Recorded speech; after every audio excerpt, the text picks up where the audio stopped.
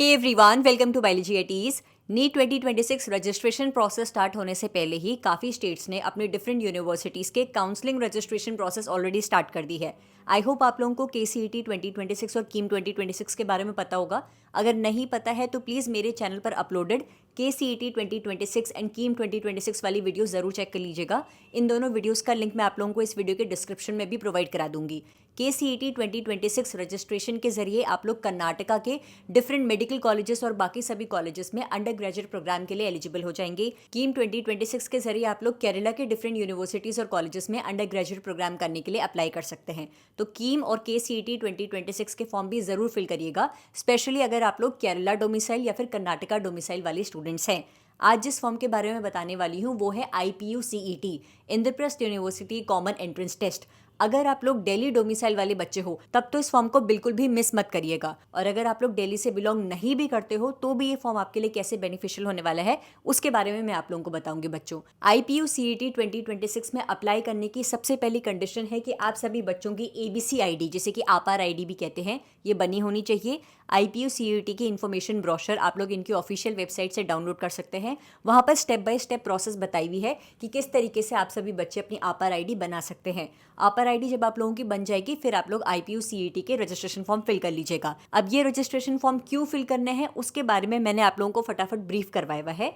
Biology related जितनी भी most important courses, most beneficial courses जो लगते हैं मुझे, वो मैंने आप लोगों के सामने दिए हुए बच्चों। लेकिन इसके अलावा भी अराउंड 10+ कोर्सेज और हैं जो कि IPU के डिफरेंट कॉलेजेस कंडक्ट करवाते हैं। तो बाकी सभी कोर्सेज के बारे में भी आप लोग जानकारी ले सकते हो from the information bulletin of IPU CET। ठीक है, जो मेरे biology related most important courses हैं जैसे कि MBBS, BDS, BSc nursing, BPT, BOT, paramedical courses जैसे कि BPO, BASLP, BSc MLT, B pharma, D pharma, BAMS, इन सभी कोर्सेज में अगर आप लोगों को दिल्ली के कॉलेजेस में एडमिशन लेना है तो आप लोगों को IPU CET का फॉर्म फिल करना पड़ेगा।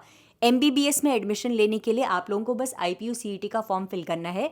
ये फॉर्म रजिस्ट्रेशन फॉर काउंसलिंग की तरह काम करेगा। आप लोगों को IPU CET का एंट्रेंस टेस्ट नहीं देना है, बस रजिस्ट्रेशन के लिए अप्लाई कर देना है और आप लोगों के नीट के स्कोर के बेसिस पर आप लोगों को MBBS में एडमिशन मिलेगा। Same for BDS and BAMS, NEET के स्कोर के बेसिस पर एडमिशन मिलेगा, लेकिन IPU CET का रजिस्ट्रेशन तो कराना पड़ेगा।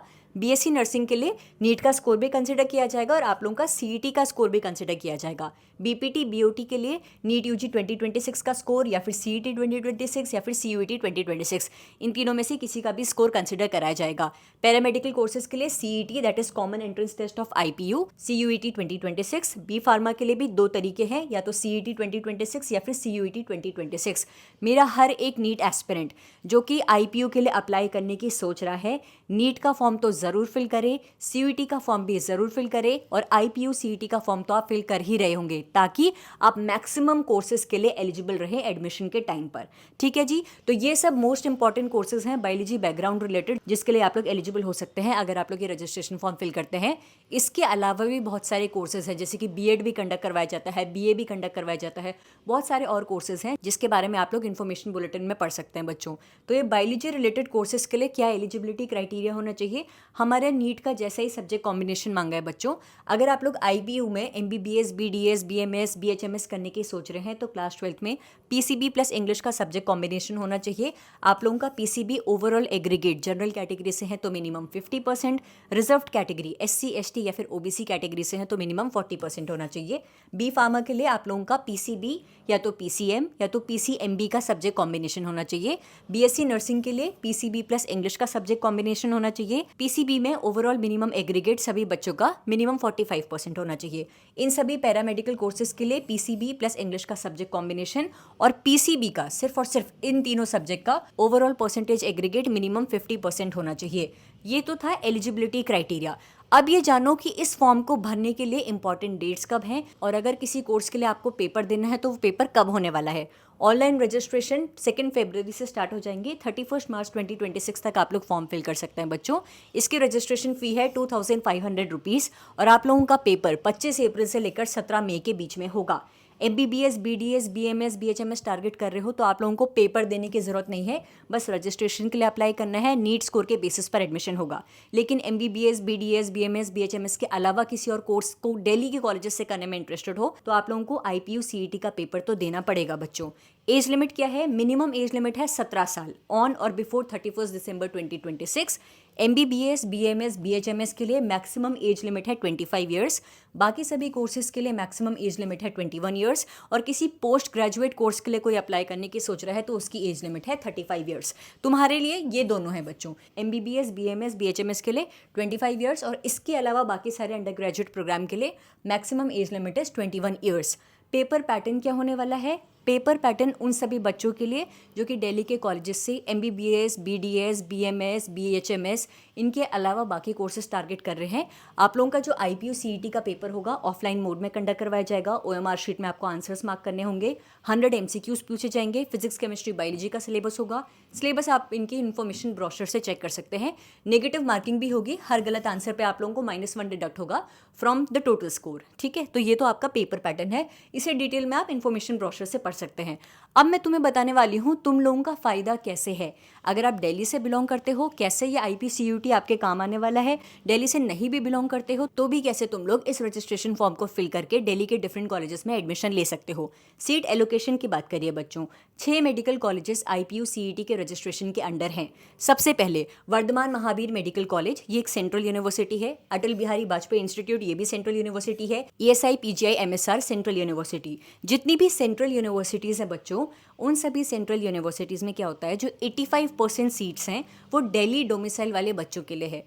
दिल्ली डोमिसाइल वाले बच्चे कौन से बच्चे हुए? वो बच्चे जिनके पास या तो दिल्ली का डोमिसाइल है, बर्थ सर्टिफिकेट दिल्ली का है, या फिर जिन्होंने 11th-12th दिल्ली से करी हुई है, वो सभी कैंडिडेट्स दिल्ली डोमिसाइल वाले कैंडिडेट्स होते हैं।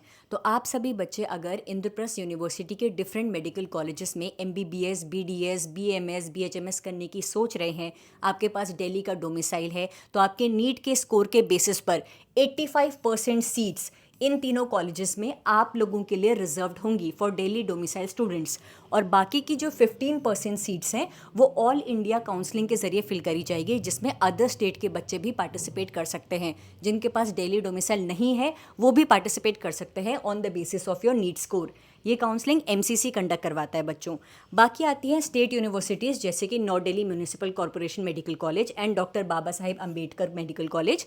इन दोनों यूनिवर्सिटीज़ क्योंकि स्टेट यूनिवर्सिटी है तो इसमें जो 85% जो सीट्स होंगी वो दिल्ली डोमिसाइल स्टूडेंट्स के लिए होंगी और इनकी काउंसलिंग इंद्रप्रस्थ यूनिवर्सिटी कंडक्ट करवाएगी। और जो 15% सीट्स हैं बच्चों, ये ऑल इंडिया काउंसलिंग के जरिए फिल होंगी, जिसमें अदर स्टेट वाले बच्चे भी पार्टिसिपेट कर सकते हैं और ये काउंसलिंग MCC कंडक्ट करवाएगा। एक और कॉलेज है जो कि सिर्फ आर्मी बैकग्राउंड वाले स्टूडेंट्स के लिए है, army college of medical sciences, जिसमें 100% सीट सिर्फ आर्मी बैकग्राउंड वाले स्टूडेंट्स के लिए होंगी और इसकी काउंसलिंग भी इंद्रप्रस्थ यूनिवर्सिटी कंडक्ट करवाती है। तो ये है वो 6 मेडिकल कॉलेजेस जिनमें आप लोग IPU CET के जरिए एडमिशन ले सकते हैं बच्चों। दिल्ली डोमिसाइल के हो तब तो IPU CET के फॉर्म जरूर फिल करिएगा। अगर दिल्ली डोमिसाइल के नहीं भी हो और इतना कॉन्फिडेंट हो कि यार 15% कोटा के अंडर में आ सकता हूँ और दिल्ली का कॉलेज टारगेट कर रहे हो, इनमें से कोई एक कॉलेज टारगेट कर रहे हो, तो प्लीज़ IPU CET के फॉर्म जरूर फिल करिएगा। जैसे कि मैंने बताया, रजिस्ट्रेशन विंडो 2 फरवरी से ओपन हो जाएगी और 31 मार्च तक तुम लोग फॉर्म फिल कर सकते हो। अच्छे से सोच लो, पेरेंट्स से डिस्कस कर लो, क्योंकि फीस थोड़ी महंगी है, 2500 रुपये कम नहीं होते हैं, है ना। तो सोच लो, पेरेंट्स से डिस्कस कर लो। दिल्ली डोमिसाइल के हो तब तो इस फॉर्म को जरूर फिल करना। अगर दिल्ली डोमिसाइल के नहीं भी हो, इतना कॉन्फिडेंट हो कि 15% ऑल इंडिया कोटा के जरिए सीट हासिल कर सकता हूँ, अदर स्टेट के हो तो भी इस फॉर्म को आप लोग फिल कर सकते हैं। IPU CET 2026। इसके अलावा नीट रिलेटेड भी कोई अपडेट आती है बच्चों तो मैं आप लोगों के लिए अपडेट वीडियो अपलोड कर दूंगी। फिलहाल इस फॉर्म के बारे में और डिटेल में जानने के लिए आप लोग IPU CET की इन्फॉर्मेशन बुलेटिन या तो इनकी ऑफिशियल वेबसाइट से डाउनलोड करिए या फिर मेरे टेलीग्राम चैनल बायोलॉजी ATs से IPU CET की आप लोग इन्फॉर्मेशन बुलेटिन डाउनलोड कर सकते हैं। Thank you so much for watching this video and stay tuned for upcoming videos बच्चों। Thank you.